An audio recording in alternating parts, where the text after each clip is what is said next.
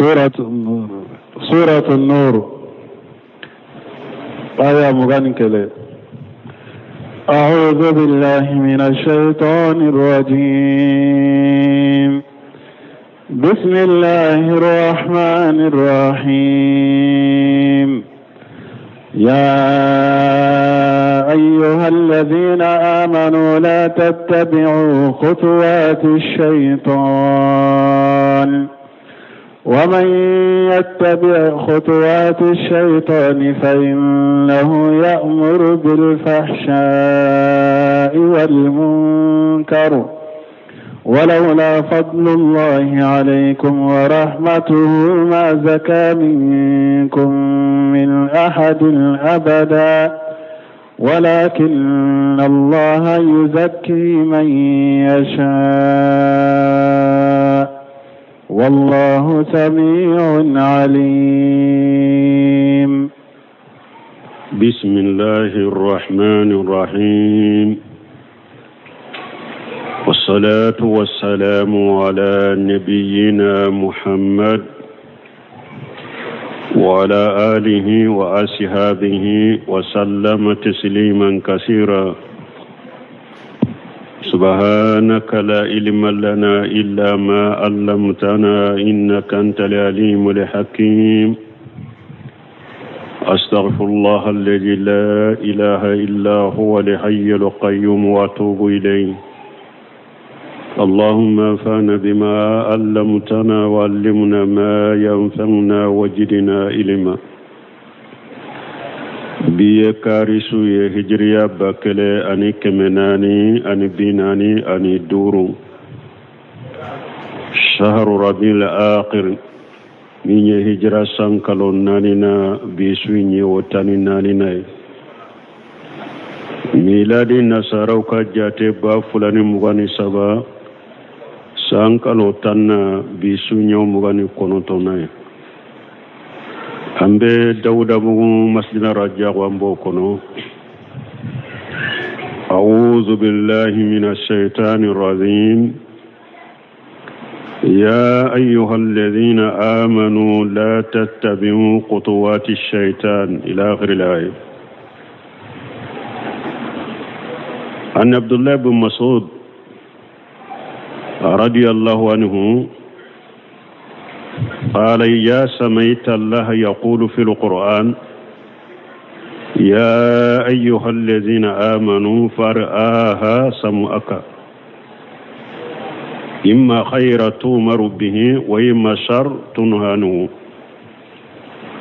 عبد الله بن مسعود ko akoni alame Qur'ana kono nako ya أيها الذين آمنوا kiki tiloma jo kalame ko imma ala bina hera do fo ka mu'minu nyamariana ye ube ala be ko jugu do fo ka mu'minu balama ani fana ni ala ye mu'minu wole ni hera de na yu nyamariyama lanyine ye munye mu'minu ni aw ko aw ye mu'minu ye ewa hera fule akalli man yan kake sababu ye akake ni ayla ye mu'minu wele fana ko bali ko jugu de ma la nyine munye mu'minu aw munu ye mu'minu ye ewa nin ko fule ne ala yaw bala ma nya haramu akalli man yakake sababu ye akatoy wala laku ya ayyuhalladhina amanu alakum mu'minu aw munun dara ala la duskun kono dan ala ya haqiqala liman ya haqiqala duskun dara ala la sufu ya barake la tattabi'u khutuwati shaytan akana shaytani kasiraw bato akana tugu shaytani kasiraw ko yani tara'iqahu wa masalikahu khutuwati shaytani munye shaytani kasira sira wana donyoro wa ma ya'muru bihi ani shaytani bin yamirali keni fengo fenye akana tuwako tumam Abdurrahman Sa'di ayenni ayat tawsiri أكو وخطوات الشيطان أكو شيطان كسره يدخل فيها شعائر المعاشي المتعلقة بالقلب واللسان والبدن. عبد الرحمن الصادق في تفسير كريم الرحمن في تفسير كلام المنان أكو خطوات الشيطان أكو شيطان كسره مني أكو على سوسو بيبي دوا كنو على سوسو من دلولم بدسكون دلا على سوسو من دلولم بنين دلا ala soso min delole no farikolo de la abede be donin kono kutuwat shaitan akwala soso bede be do kono ala soso min delole be dusukun de la wa ala soso min delole be nen de la wa ala soso min delole farikolo de la bede shaitan kasira aya yire kolo sama o man yattabi'a kutuwati shaitan aw ala kuni mugo tugura shaitan kasira de ko فإنه يأمر بالفحشاء شنو فيني فينسكي جوجي سريالا حكيلا شيطان بمغني أمرانودي والمنكر أني حكيلو بمينكو أني حكيلو بمين نكريا فحشاء سريا يفينو فينكي فينسكي جوجي فينو فيني فينسكي جوجي سريا نيكورو أني فينو فيني فينسكي جوجي حكيلو لا فحشاء يودي المنكر hakilo be minko shetani ba nyamar no wulude haja tanfiru wa tahziru min zalika ninyede kala boli ani kam baga kabo shetani kasra batolima bi afsahi barati wa ablaqiha wa awjajiha wa ahsaniha ala yambali shetani kasra batolima ni focogo min faran fansilendo a shelendo adama akasuru akanyi fana kutuwati shaitan qala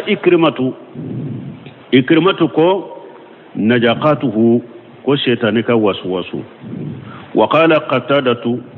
qatadatu ko kullu mashiyati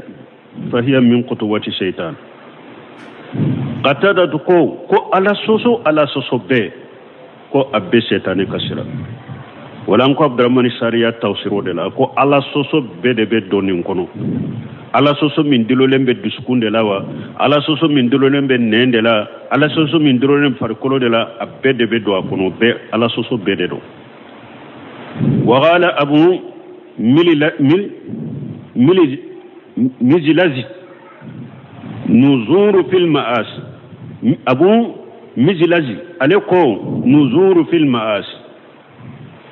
ko ki dafale ala sosola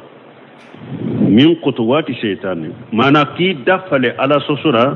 ko shaytani kasira do ala kulli hal qatada tukassarahu tawsiri an abdurrahman shari'a tawsir minna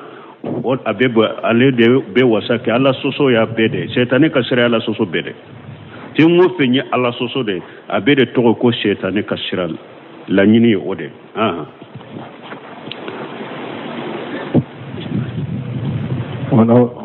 آية مدفع ثم قال تعالى وكفى لكم مسامين كرتالين ولولا فضل الله عليكم ورحمته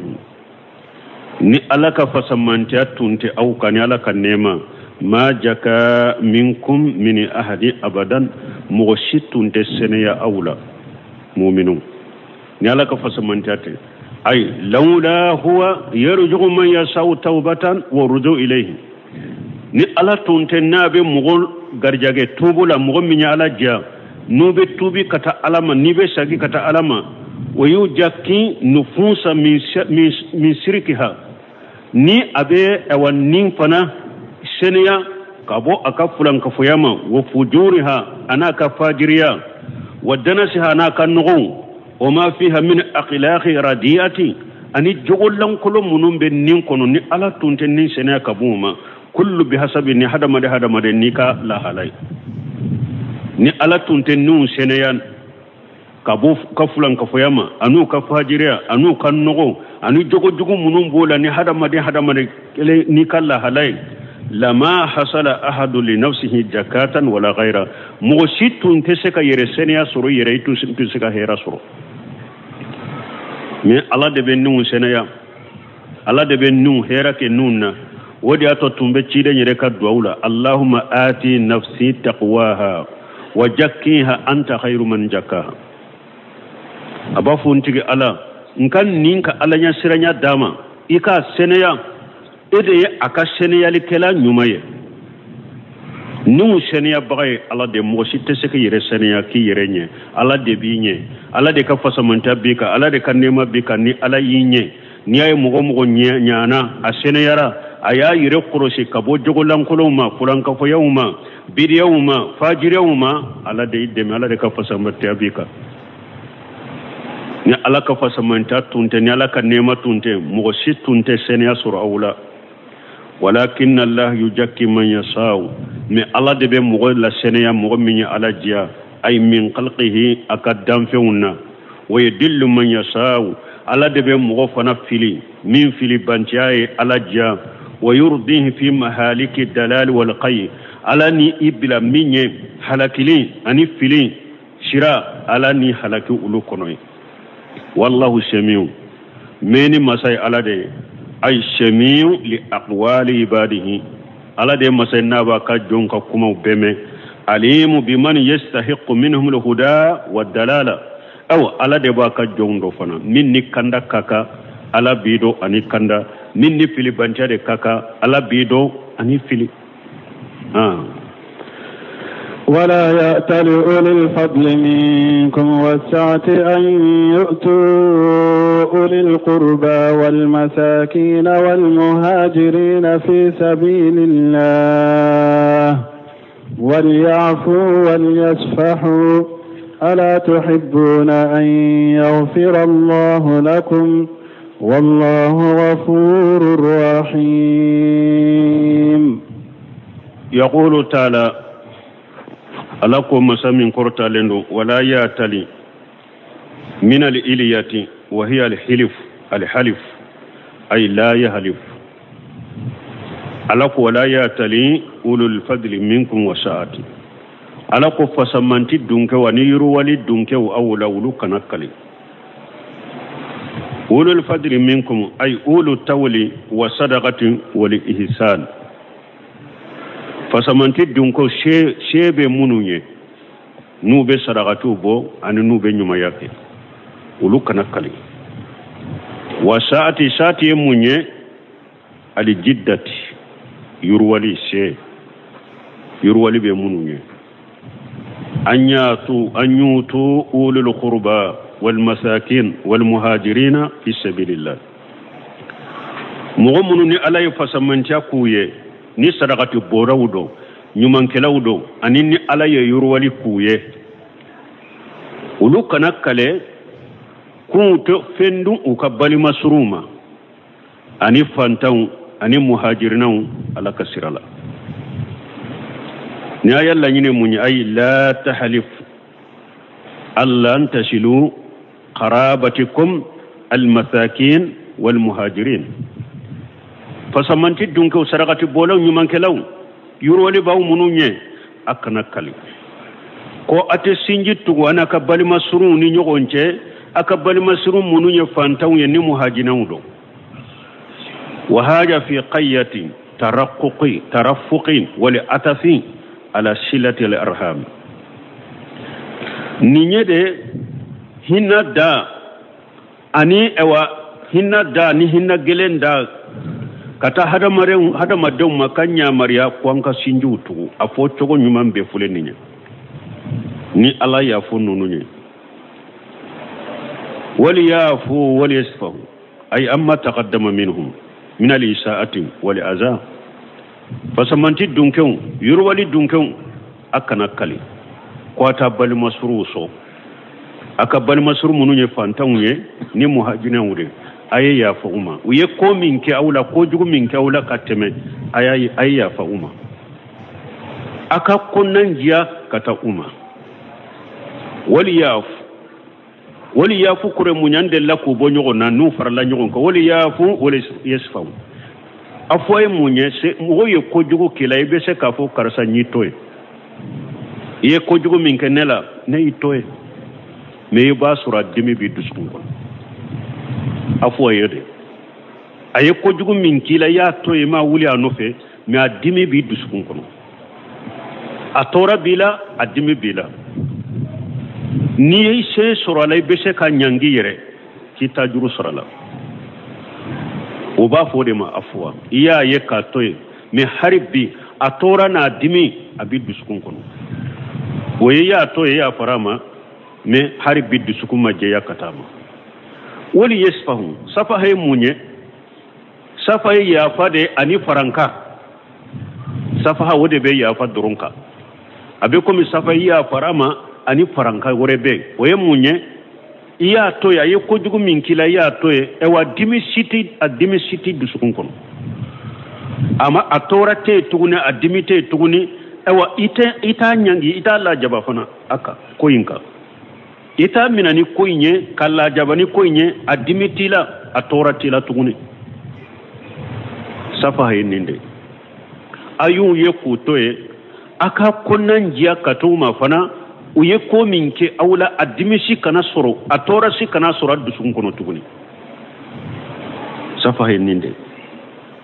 wa haja min hilmihi ta'ala wa karmihi wa lutufihi aw ninye alaka munyude aka naka fonan siriya anaka nema gele naka damfe munye ma julumihum li anfusihim kafara jamfe mbu yere kuntono damfe nu ka yere kuntonyo fulede me alabe hinnu alabe munyu koro amba shita nin koyin fule mu'minu yu da dola me ona ba otabe tuma mi ala yamba shito bariya pew ko banna pew hari mugo munu uka bari masuru munu nutu nye balo tige ula ko pasiga uyu dado nina ala nana ulu fana ko ya faka ke ulu fana ma nyuma yake kuma uka nin ko inke kuma amakere do kunni aya ko tuma min nin ko inke ramba shito kako ko mugo nyuma mu'minu ya adado ala ku ka bari masuru ukabali masuru tumbe shinji tuguni nyuma ya minkuye chamanya atige mugo munu nyu dado nina chamanyu kademe tige ula donc ko ala nana ko de boy mais unyema ye munye ube aya jigi sababu ke minyere o de beke afolo na lesiri Abubakar Siddiq sino ko mugo chamande tunya kede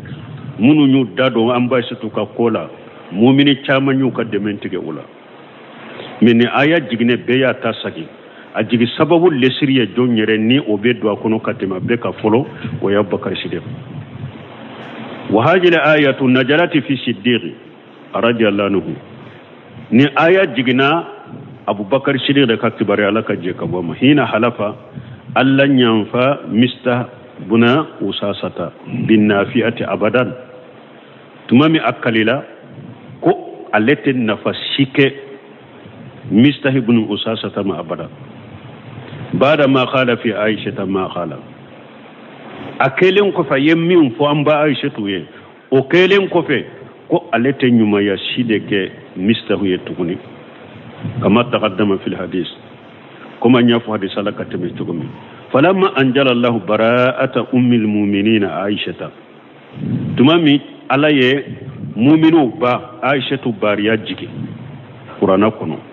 وتابت النفوس المؤمنة واستقرت مؤمن قد ونيو نجارا ويه كو سبترا وقتمي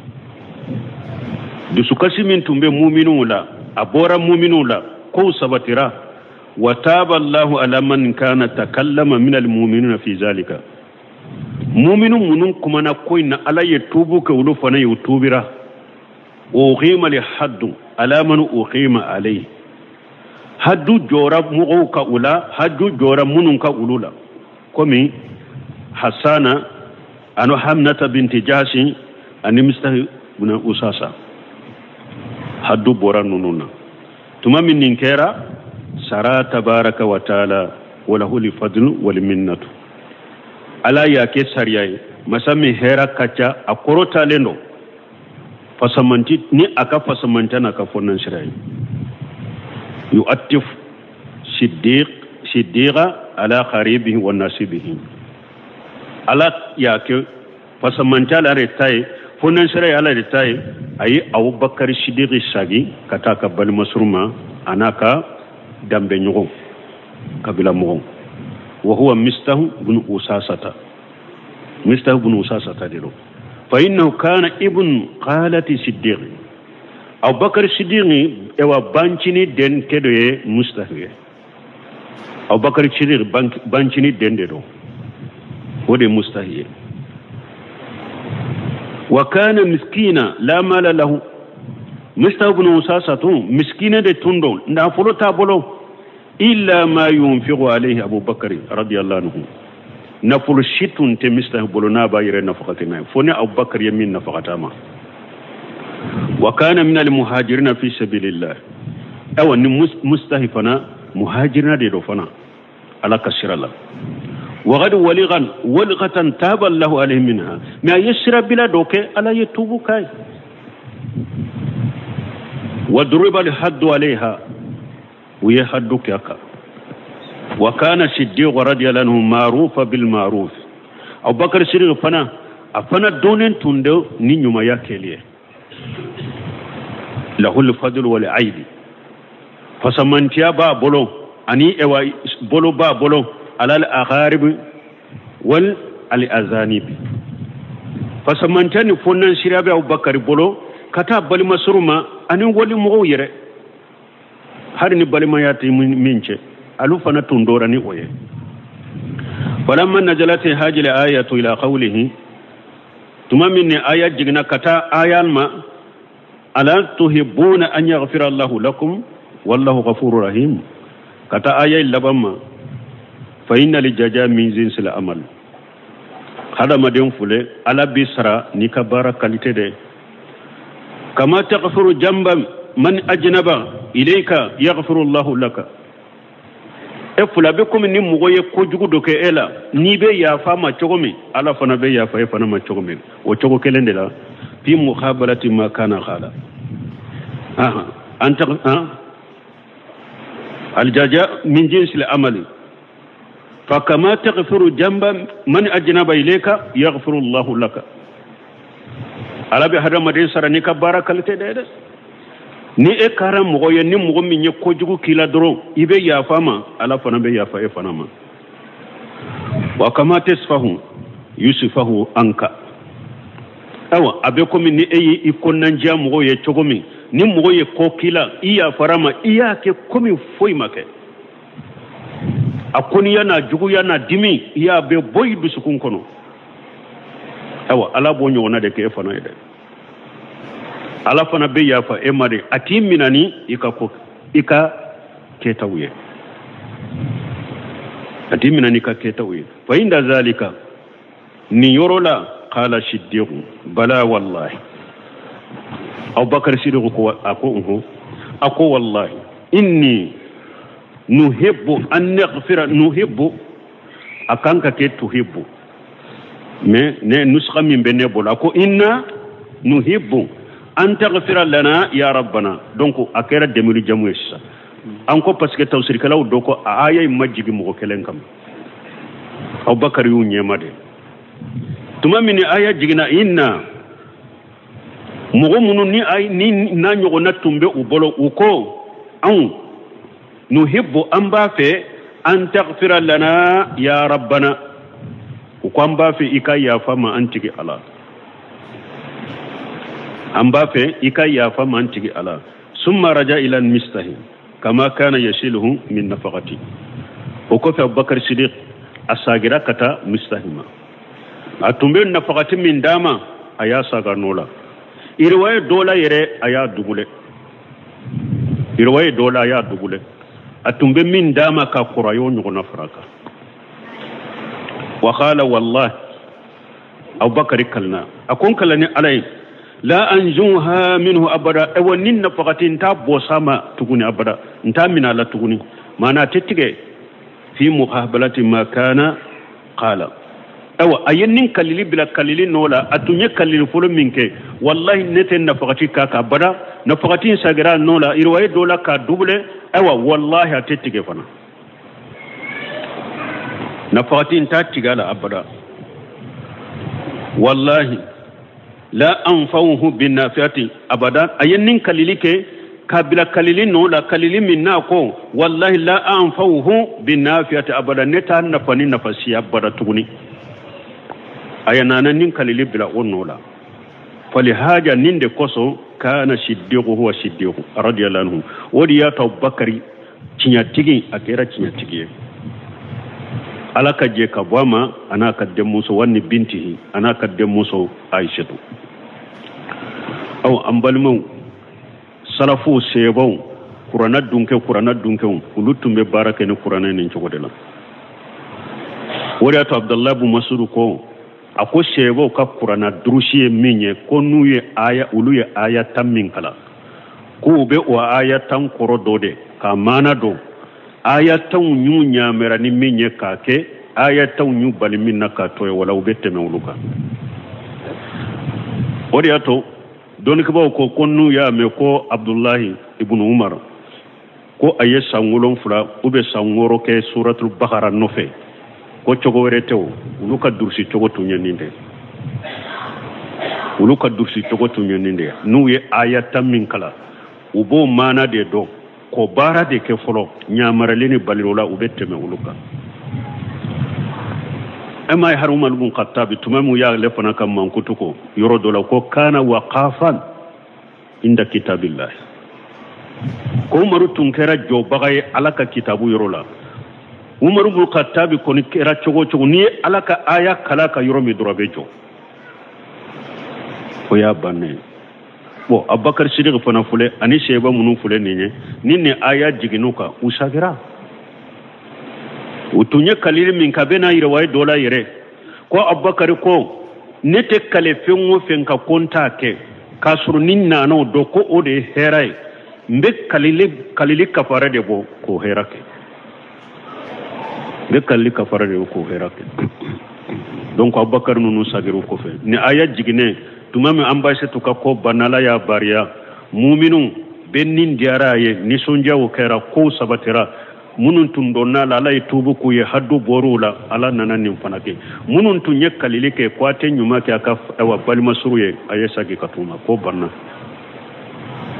ayu kadumi bawdu sukun kono pew aka nyuma yakuye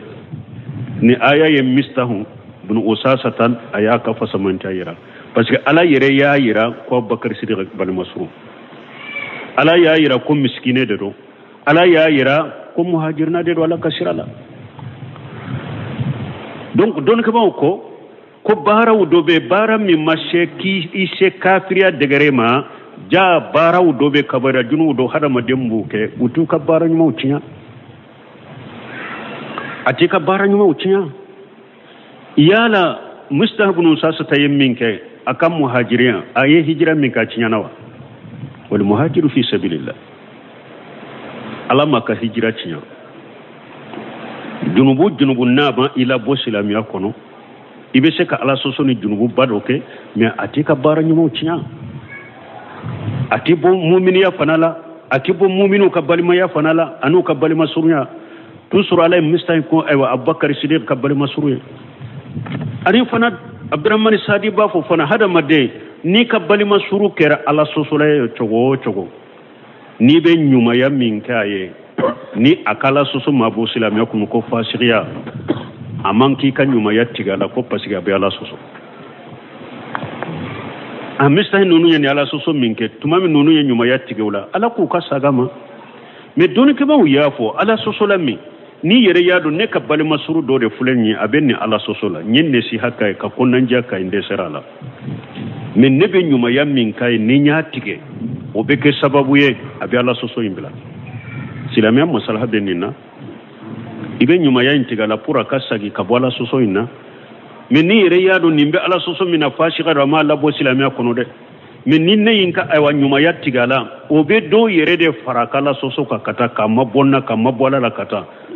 e kani ka nyuma ya tigala de me tusuro e ka girala ka nyuma ya kaye ka tokan ne shi hake ka konnanja ke ka waju la Allah na kanda di sababu ye إن الذين يرمون المحصنات الغافلات المؤمنات لعنوا في الدنيا والآخرة ولهم عذاب عظيم haja wa'idu min Allah ta'ala ni nyekkan karima dai kabo ala fi masamin kortalendo lilladheena yarmuna almuhsanati alqafilati almu'minati katamu jumama katamu ma munumbe muso tangalew muso munu haklite jeneyala ni mu'minu muso udero mo munumbe ulu bilani jene ka jeneyan galonda ulula kharaja ma kharaja li khalidi nimbora de kacaya mimbeke muso forani ode akacha jeneyan galombe da muso de la jeneya kela fana kacha ulu de la donc odi yato kuma forani ulu togoye sino hari che tangale obe do akuno de che min tangalendo a hakilite jeneya la mu'mini chedo kata jeneyan galondo ola fana be aya inkono وفانا بدو آيين كنو فأمهات المؤمنين أولى بالدخول في حاجة من كل محسنة أو مؤمنون با ولودني دوني كاكاني آية كنو كاتمي موسو تنغالين بكا مؤمنون با فلو دي بدوني آية كنو نمو مؤمنون با كيدين كفر موسو تنغالين نيما يولو دي فلو ulude musouye utangalendo uhaklite jeneyala mu'minu musoudero wala shiyama allati kanati sababa nuzul kuma mana musom min kera aya njigi sababu wa hiya aishatu bintu siddiq radiyallahu anhuma wa aishatu de cinyatigi abubakari de muso alaka je kabu fula bema wa qad ajmal ulama دونك باو ببناك رحمهم الله قاتبة رحمهم الله ألا كان وبنما قاتبة وبك كما كان بنالا ألا أن من سبها بعد هاجة ورماها بما رماها به بعد هاجة الذي ذكر في هذه الآيات فإنه كافر دونك باو ببناك كوني آية جينين كوفي ka amba shetu bariya ni ewa mugo yamba shetu nani ube niye ninjani ya koyin fo amba shetu ka har binni aya jignen kofe doni ke baga be benala e kafiri li'annahu mu'anidu lil qur'an parce que e kanna gele yara qur'ana yere de kasisa e banna qur'ana yere de tamasisa wa fi baqiyati ummahatil mu'minin qawlan me bun kasiri ko muminu baton ni o kuma nyogona fo uluka kuma fula nana la doni ka bawlo do ko ibe kafiriya do ko aye jurubu kabaira junubu de kemete kafiriya me bun kasir ko chogodi ako asahuhuma annahunna kahiya wallahu alam ako kuma fula yin sahalinye minye muminu baton be komi aishatu de ni en jene yang galonda wulu fanala ni aya kofe ko ye kafiri odon ko bako kuma fula salenye wode ewa ala ko mugo be mu'minu ewa mugo be muso tangalew muso munu haklite jeneyala mu'minu de do mugo munu be jeneya ngalonda ulula ala ko cogodi lu'inu fi dunya wal akhirah innal ladina yarmuna al muhsanat mugo munu be muso tangalew al qafilat muso munu nyina lendo jeneya ko al mu'minati muso munu nye mu'minu ye mo mumbe ulu bilani jeneya ka jeneya ngalonda ni mu'minu muso suula lu'inu fi dunya wal akhirati nunun tigla mo udangalendo jiya udangalendo laghara wala hum azabun azim la jaba buye la jaba minna kabu kosobe mun kasir kon nimbe ko min ala ko inna allaha wa malaikatahu yusalluna ala nabi ya ayyuhalladhina amanu sallu alayhi wa sallimu tasliman kathira innal ladhina yujuna allaha wa rasulahu lanahumullahu fid dunya wal akhirati wa adda lahum ajaban muhina donc ciden to rabaw ni ala ko dangalendo jani lagara chogomi la jaba be unyen lagara mumbu dogoya awa abo chogode la mu'minu muso tangalew wa hakilite jene yala mu'minu ube mu'mini che tangalew ewo hakilite jerela mu'minu dedo ni mugo ye jene yangalonda ulula idangalendo jene dangalendo lagara awa yawmal qiyamah do la jababi la jabami naka gele ko yakabo koy wa khar jahaba ba'dhum ila annaha qassatu bi aisha radhiyallahu anha doni ka baw do tara fe kon nin dangali ko kere lembe ambashe to dema ni mo mi nyambashe to bilani jenay wa khar iqtara ibn jarir umumaha me ibn jarir alayhi misu wata ko aya ye gorobali da be bereta mo ye mumu so tangale ewa niya abilani jenay wa huwa sahihu ya adudu al umuma bun kasiri ko de sahalendo kafo ayen ye gorobali de akum mumbes o sembentiya ma warada an abi hurairah anna rasulullah sallallahu alaihi wasallam qala hadisa min nabi hurairah bolo ko alaka cide ko istanibu sabwal mubiqat ciden ko ya yire kurosi ko wolon fulama min be hadama de halaki jani lagra ubika dina halaki ki yire halaki qila wa ma hunna ya rasulullah shebo ko alaka cide o ko wolon fula ye jumaye qala shirku billahi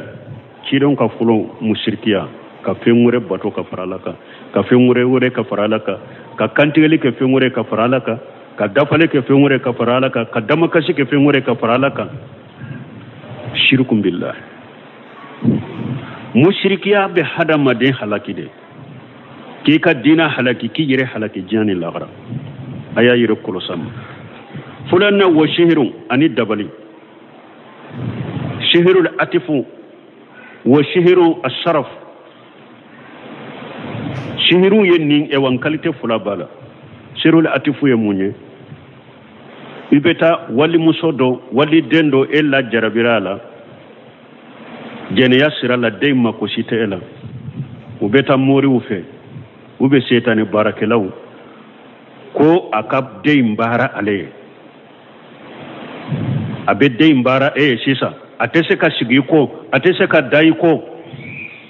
ki kanu jakwa doa dusukunna uba fode ma shirhul atif shihiru al atif ki kanu setani barake ki kanu jakwa do adusukun kono atese ka nyai ko tukune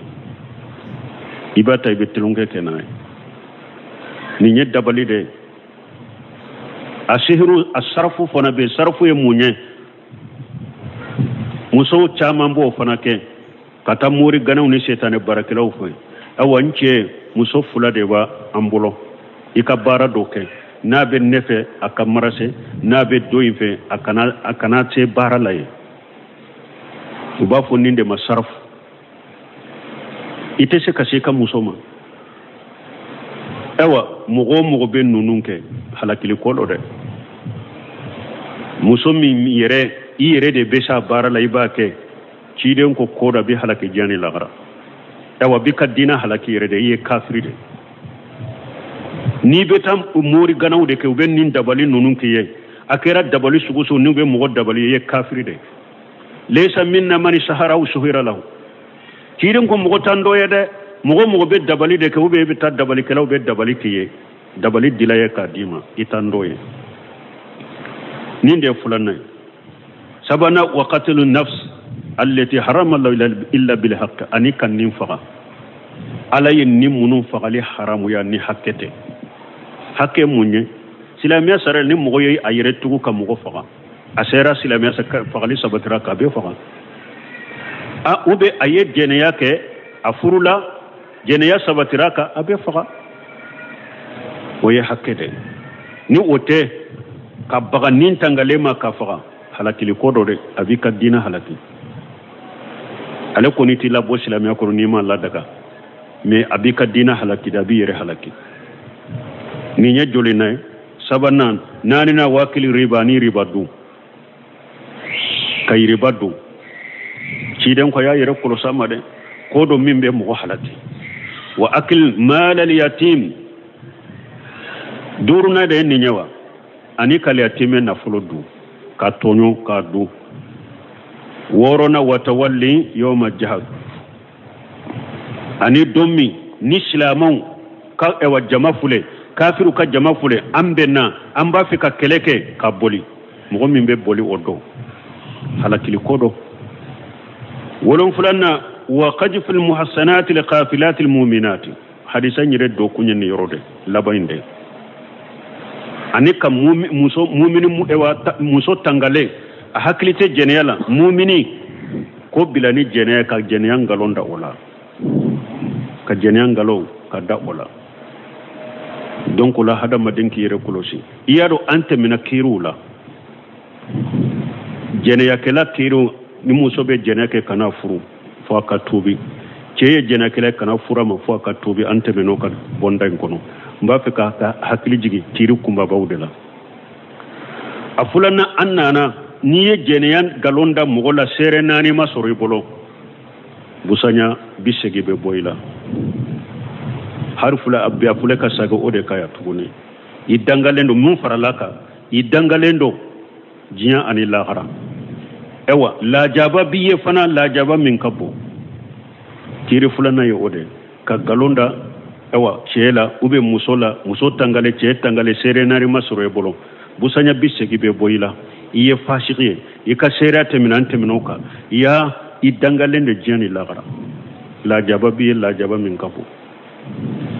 bo annana bola annana ni ko yi kam muso ye janela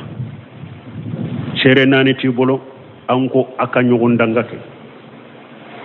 abeta nyogon dangake kiri tigela koro ode yo fana furai ni kele nyitake mimma se katake jenia ni eche ewa yi take muso ma se ka take jeniya sabatira kana farake na ya take furu borani nyogonje abeta hari na ya suru dembe ani dembeta ante mino fanaka me sisa buno seminu ye mun faida boya sisa akum munani ala yereye mogo munumbe mogo bilani jena ka jenan galon dawla ni dangali fora ka kola jani la gara udangalendo parce que kojugu bele bade do kojugu bele bade do akom munna o yoro la ala ko ewa ni ya fu hari kam muso nyogon danga kate anyen ninkiri sabafu bo sisa anko ni muso weredo yere kam muso to serena noti bolo bisanya bisege otea ni yere kam muso do nyogon danga yere ni tekiri fulayo sabana yere ye wali che do soro ikam muso la sisa ukonnete sere nyini nina dangali ko fana ne ka dusu ka boma idusu yikenye iye che faay amato de la sawa idusu bora ye che faga shiakele mumbika wala silamia sariala foitika silamia sariala me saratu balade kafo yala ninye muso soro wali che aba haketo abe musoka ninye che soro abinka musoka wali che abinka musoka nka faga bo ben kana faga cidon ka kana faga re amma temola me kuma fulana na shebo bolo ali ibn abi talib ni umar ibn khattab mogo nyana o kuma fula be nyogo ngule ka soro bebe haklina kelena uta nyogo ngule ali ibn abi talib nyinin kara do nana ma ko ninne ye wali che soro muso kanya faga mbe faga wa ali ibn abi talib ko ni nana ni sere nani te faga me ni mana ni sere nana mbi faga umaru tilela do nana wali che ba kam muso woro fulani nyogonje ayeba muruta akam muso fula woro ni nyogonje cha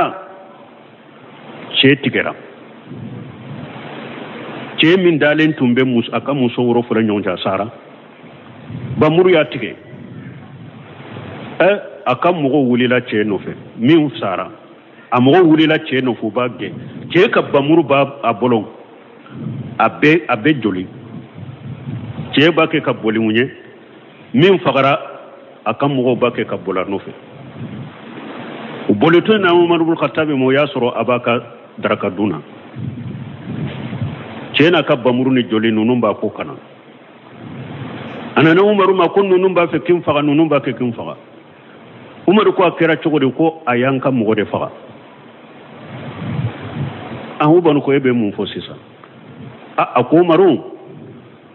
ne ye cede ne ye muso woro fulani ɲɔgɔn cɛ ɲode gosini bamuru n'a y'a sɔrɔ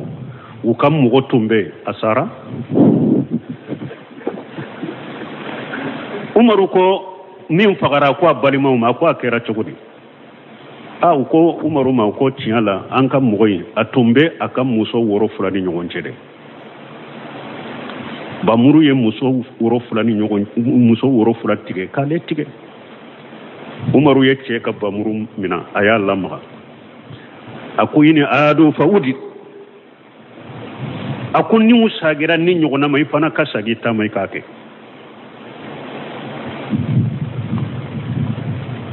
n'i ye nin kuma ya ni nin kuma i b'a fɔ u bɛ ɲɔgɔn wuli kɛ mais u bɛɛ de kɛlɛ ɲɛ ali ye mun fɔ seere mais mun na umaru fana ye nin ka joli kɛ fu ye a yɛrɛ ka balimasuru tiɲɛ tabagaw ye seereya kɛ ko tiɲɛ la an ka mɔgɔ taara ka muso de la seereya kɛra donc ali ka hakilina ni umaru ka hakilina bun khaymu de bɛ nunun fara ɲɔgɔn kan jadil maadi fi hadi ghadil bari jiji duruna a bɛ nin fɔ ka wasa ye kosɛbɛ ka ɲɛ kosɛbɛ wala silamɛya sariya la ni mɔgɔ min nana wali cɛ la i ka muso la silamɛya sariya la n'i y'a faga seerew ka sɔrɔ i bolo donc ko kuma sahale hara kana kɛ seere naani ye mais seere bangale tilele fula kɔni ka sɔrɔ ale sarati tɛ seere naani ye de n'i ye wali cɛ sɔrɔ i muso la i y'a faga silamɛya sariya t'i faga mais seere bangale fula ka sɔrɔ i bolo ni seere tilele fula sɔrɔli bolo ko tiɲɛ la tun b'a ka muso de la a y'a sɔrɔ ka muso foyi t'i kan sariya la fagali t'i kan ou bien i ye min faga n'a yɛlɛ ka tiɲɛtabagaw balimasuru ko tiɲɛ la a y'a sɔrɔ a ka muso de la fagali t'i kan mais n'o ma sɔrɔ dun silamɛya sariya b'i faga hali ni y'a sɔrɔ ala fɛ fɛn t'i la mais silamɛya sariya b'i faga mun na parce que bunusɛminu ko nin mana n'an ko n'i ye min sɔrɔ i ka muso la dɔrɔn a faga jogoya bɛ mɔgɔ min ni ɲɔgɔn cɛ a bɛ se ka dumuni tobi ka nɛgɛ ka wele n'a dumuni kɛ a b'a faga ye a b'a sɔrɔ n y'a sɔrɔ n ka muso la jogoya bɛ min ni min cɛ dɔrɔn a b'a dɛndɛ ka nɛgɛ ka don a ka so kɔnɔ dɔrɔn ka faga k'a fɔ ko n y'a sɔrɔ n ka muso la o de y'a to silamɛya sariya ko seere ka sɔrɔ a t'i bolo seere tilelen fila n'i y'a kɛ seere tilelen fila ka sɔrɔ i bolo ou bien i ye min faga a ka balimasuru u yɛrɛ ka seereya kɛ k'a fɔ tiɲɛ la a taara i ka muso la nin tigi fana n'i y'a faga muhsinɛ ni muhsinɛ a furula t'a la furubali t'a la dɛ n'i ye nin tigi faga furula o a ma furu o seere kɔni sabatira bɔ fagali t'i kan ale ka hadu tɛ farakɛrɛlu yɛrɛ dɛ bamuru n'i y'a faga ni bamuru de donc mais an bɛ min fɔ ni silamɛya sariya kana faratu k'a kɛ dɛ ni seere t'i bolo dɔrɔn i bɛ faga seere tilelen fila ma sɔrɔ i bolo i ye min faga a ka balimasuru yɛrɛ ma seereya kɛ ko tiɲɛ la a taara a ka muso la i bɛ faga de mais ni seere tilelen kɔni sɔrɔli i bolo ou bien a yɛrɛ ka balimaw ye seereya kɛ ko a taara i ka muso de la a furulaw a ma furu n'i y'a faga fɛn t'i la hali ni muso in fana fagara a nɔfɛ foyi t'i kan n'i y'a ni muso in bɛɛ sɔrɔ jɛnɛya la u bɛɛ sara foyi t'i kan ni seereyaw sɔrɔ la mais ala kan kisa ɲɔgɔnna bɛ dɛmɛ ala kan kisa ma ala ka silamɛ kisa ma hadisa to wani anas ibn malik qala kunna inda nabi sallallahu alaihi wasallam abe aya to de tawsiri aya to ye jumai ambe yoma ibe aya kala يوم تشهد عليهم ألسنتهم وأيديهم وأرجلهم بما كانوا يعملون يوم تشهد عليهم ألسنتهم وأيديهم وأرجلهم بما كانوا يعملون mɔgɔ minnu bɛ muso tangale n'u bɛ jɛnɛya ngalon da la ni cɛ tangale ala k'u dangalen don jɛnɛ lagara yomari kama do lajaba b'u ye lajaba min ye nka bon kosɛbɛ ni lajaba a b'u ye don juma yoma tashhadu alayhim alsinatuhum wa aydihim don min n'u yɛrɛ ka nɛnw bɛ seereya k'u kan u ka bolow bɛ seereya k'u kan u senw bɛ seereya kɛ bima kanu yamaluna u tun bɛ minnu kɛ adamaden k'i janto yɛrɛ la dɛ adamaden i sew i bolo i nyew i new nimbe tanga ka nimbe koloshi yomal kama do nimbe yere be kuma ye fengo fenkena ye bara barake nunun de be kuma la gara do ki ka bara be fo in nembe serika ika nyana ma yakono ye kuma fo ala be jeni minya la te jeni minya ine mba be fo ibolo be sheria ki ka ni ka bara keta wiye i shewumbe sheria ki ka ni ka bara keta wiye harisana Anas ibn Malik bolo قال كنا عند النبي صلى الله عليه وسلم فدهك حتى بدت نواجذه ko dondo la lutum be ciden fe ko ciden yelela ko fata ka juru bora kenema summa qala ko fe ciden ko atadruna mimma adhaku akosh kan baki ka yele min abadwa qulna Allah wa rasuluhu alam shayba qulu ko alana ciden de bodo qala min mujadalati li abdi li rabbih akunyele la de hadama de ini tigi alabe kuma nyogonya minke lahara yaqulu rabbi lam tujrini min al-julmi fayaqulu bala ha yaqulu ya rabbi domba fontigi ala alam tuzirni min al-julmi fayaqulu bala fayaqulu la ujidu alayya illa sahidan min nafsi alam tuzirni min al-julmi inti ala yala ede man ne bali jiya konon kana to nyalikewa ala bafu aha fa yaqulu la ujidu alayya illa sahida min nafsi mana alam tuzirni min al-julmi yala ede men ne garanti ka foitin tonyowa la nyini yobe yala e man ne garanti kitin tonyowa ala bafu aha awa abafun tigala bi nte jeni mo shika shere nka fonyere parce que yere de koko itentonyo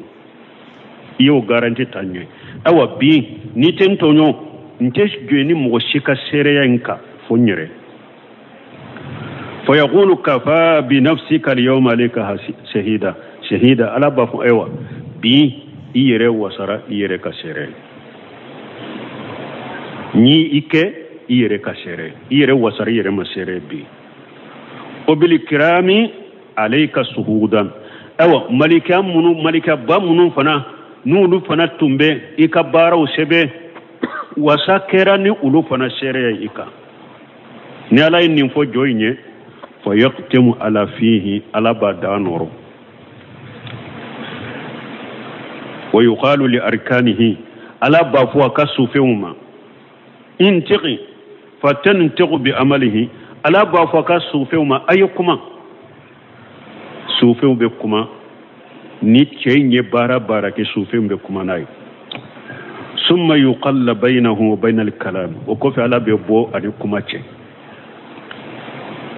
abe bo ani kuma cha dafa naka kuma fa yaqulu joyim bafu boda la kunna wasuqa abafu sufew maboni ani yuruma janyani kabunne mala obe awye fani kuntu unadilu ne tumbe aw de defa aw yere bena sheria keneka kidan ko nyelela nindala yere de ko alama ko yere wasara yere ko ala ke yere ki yere ka shere yere kere yere ka shere bara u fora pana ewa sufi u pana dangara ko me aw de mabonembe ne mala sa nebe ewa defali ke kawde defa aw yere bena sheria neka kidan ko nyelela nindela wa qawluhu ta'ala yawma yajwafihum Allahu dinahum lihaqq o kalana esa wati masya